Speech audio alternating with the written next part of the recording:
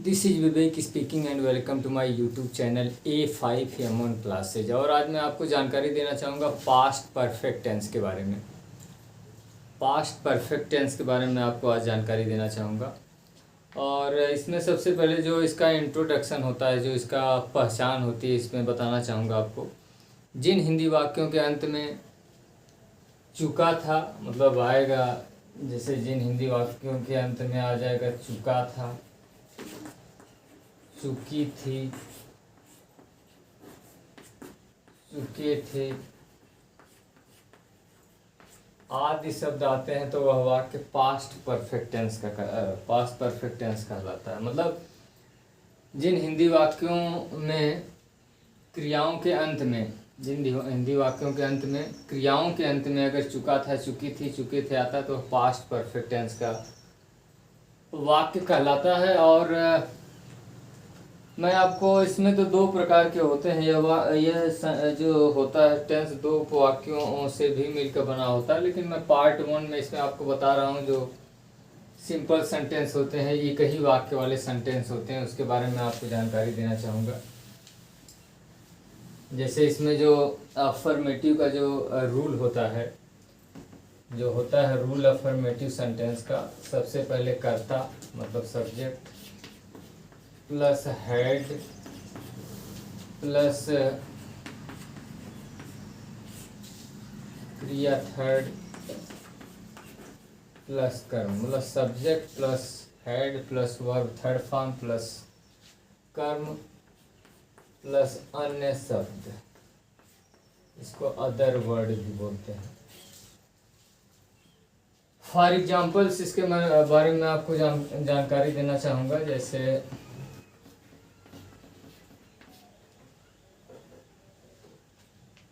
मान लीजिए, ले लीजिए कोई भी सेंटेंस, मान लीजिए मैं ले लेता हूँ, वह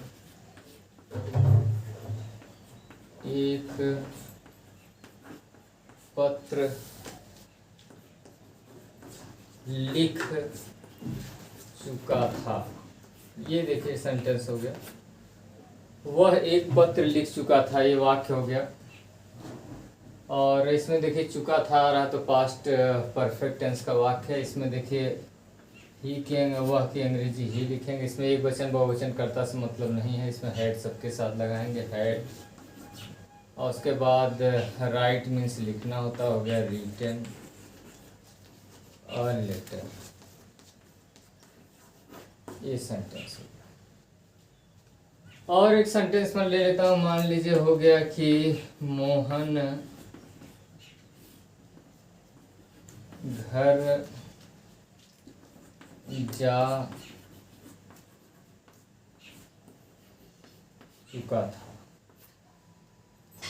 मान लीजिए आगे मोहन घर जा चुका था, ये भी देखिए मोहन के अंग्रेजी सबसे पहले Mohan had gone to house.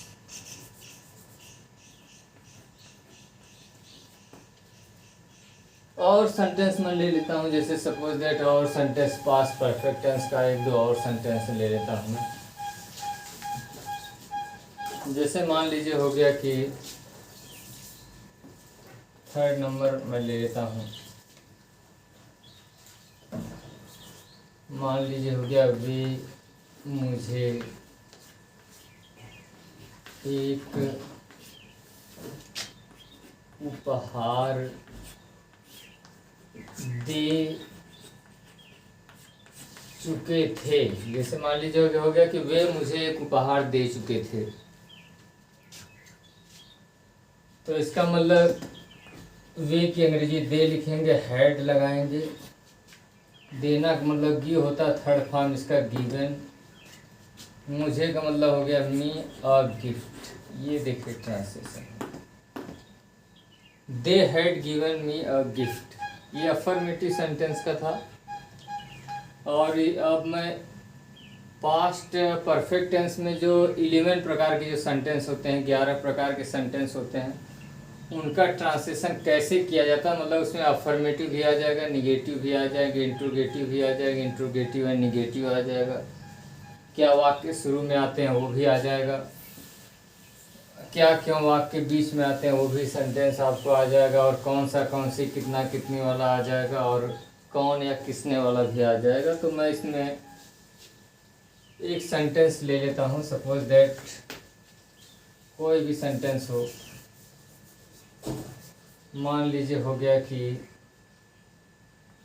तुम एक खिलौना खरीद चुके थे। ये देखिए ट्रांसलेशन है। फर्स्ट ये अफर्मेटिव सेंटेंस है, तुम एक खिलौना खरीद चुके थे। तो इसका मतलब तुम का मतलब हो गया यू, हैड लगाइए, खरीदना बाई होता है लेकिन इसका थर्ड फॉर्म बाट हो जाएगा, बाट अ टॉय। ये देखिए ट्रांसलेशन हो गया। ये हो गया अफर्मेटिव सेंटेंस, मतलब पॉजिटिव सेंटेंस हो गया। नंबर 2 ट्रांसलेशन ले लेता हूँ। तुम इसी का तुम एक निगेटिव सेंटेंस, तुम एक खिलौना नहीं खरीद चुके थे।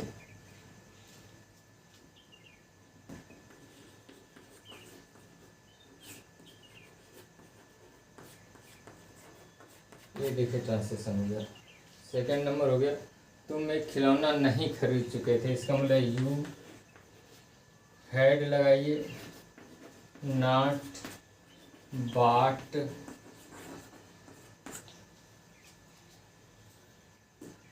अ टॉय। ये ट्रांसलेशन हो गया। और मैं थर्ड नंबर इसे निगेटिव में ही आता है, कभी नहीं वाला। तुम कभी नहीं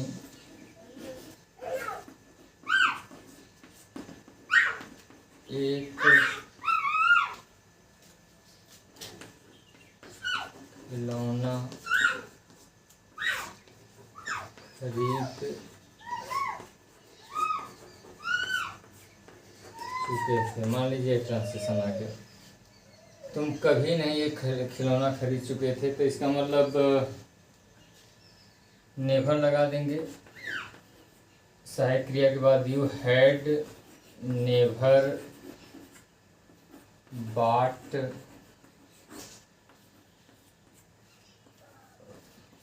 अ टॉय। ये देखिए। और 4 नंबर में इंट्रोगेटिव में ले लेता हूँ। क्या जो वाक्य शुरू में आता है, क्या तुम एक खिलौना खरीद चुके थे।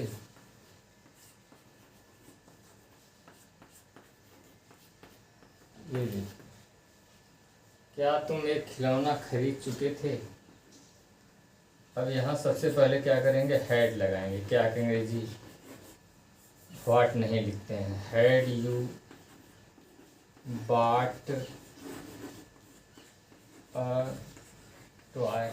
ये देखिए, had you bought a toy. ये 4 नंबर ट्रांसलेशन हो गया। और मैं आपको और ट्रांसलेशन इसमें बता रहा हूँ। 5 नंबर हो जाएगा इंट्रोगेटिव एंड निगेटिव में। क्या तुम एक खिलौना नहीं खरीद चुके थे।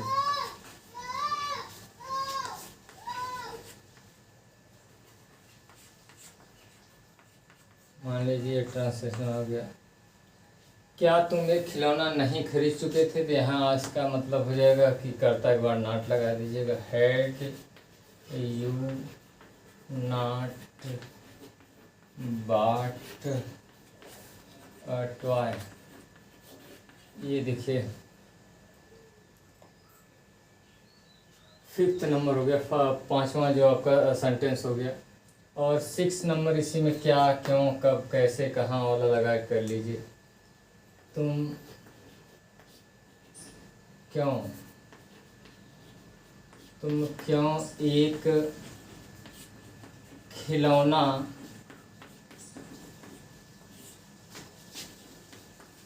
खरीद चुके थे। मान लीजिए ये ट्रांसलेशन आ गया, तुम क्यों एक खिलौना खरीद चुके थे। तो यहाँ इसका मतलब क्यों के अंग्रेजी सबसे पहले लिखेंगे why had you bought a toy. ये देखिए, ये 6 नंबर ट्रांसलेशन हो गया। 7 नंबर इसी का आ जाएगा इंट्रोगेटिव और निगेटिव। 7 नंबर है तुम क्यों एक खिलौना नहीं खरीद चुके थे। मान लीजिए ये ट्रांसलेशन आ गया, तो क्योंकि अंग्रेजी सबसे पहले लिखेंगे वाई हैड, यहाँ कर्ता के बाद नॉट, मतलब सब्जेक्ट के बाद नॉट लगा। Why had you not bought a toy. ये देखिए, ट्रांसलेशन नंबर आपका 7 हो गया। 8 नंबर में ले लेता हूँ ट्रांसलेशन। जब वाक्य में कौन सा, कौन सी, कितना, कितनी, किसके किसकी आ जाएगा तो उसके साथ उसकी संज्ञा भी लिखते हैं। तो मान लीजिए हो गया कि तुम कौन सा खिलौना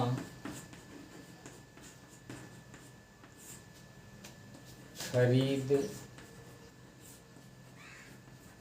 चुके थे। ये मान लीजिए ट्रांसलेशन। तो कौन सा अंग्रेजी लिखेंगे विच टॉय हैड यू बॉट। ये देखिए पूरा ट्रांसलेशन हो गया, विच टॉय हैड यू बॉट। और इसी के साथ हम लोग 9 नंबर सेंटेंस जो करेंगे उसका ट्रांसलेशन इंट्रोगेटिव एंड निगेटिव, मतलब इसी का नहीं वाला बनाएंगे। तुम कौन सा खिलौना नहीं खरीद चुके थे।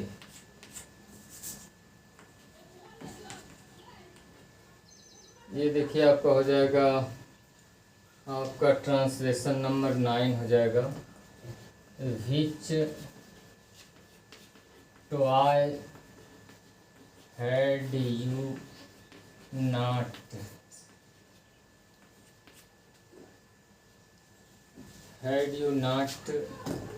बॉट। ये देखिए आपका 9 नंबर हो गया। और इसके बाद जो 10 और 11 नंबर आएगा, कौन या किसने लगाया प्रश्न करने वाला। तो मैं इसमें 10 नंबर में कौन एक खिलौना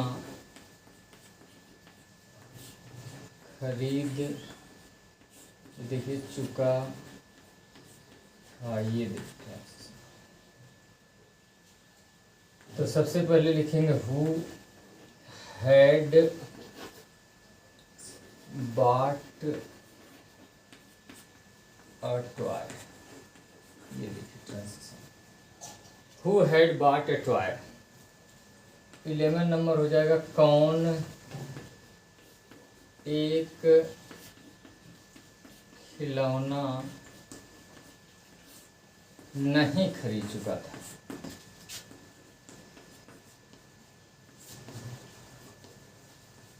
ये देखिए आखिरी सेंटेंस है कौन एक खिलौना नहीं खरीद चुका था। तो इसका मतलब which toy had which toy sorry कौन एक खिलौना नहीं खरीद चुका था। Who had not bought a toy, मतलब कौन एक खिलौना नहीं खरीद चुका था, इसका ट्रांसलेशन हो जाएगा who had not bought a toy. और मुझे आशा है कि आपको पास्ट परफेक्ट टेंस के बारे में पूरी जानकारी मिली होगी। And thanks for watching.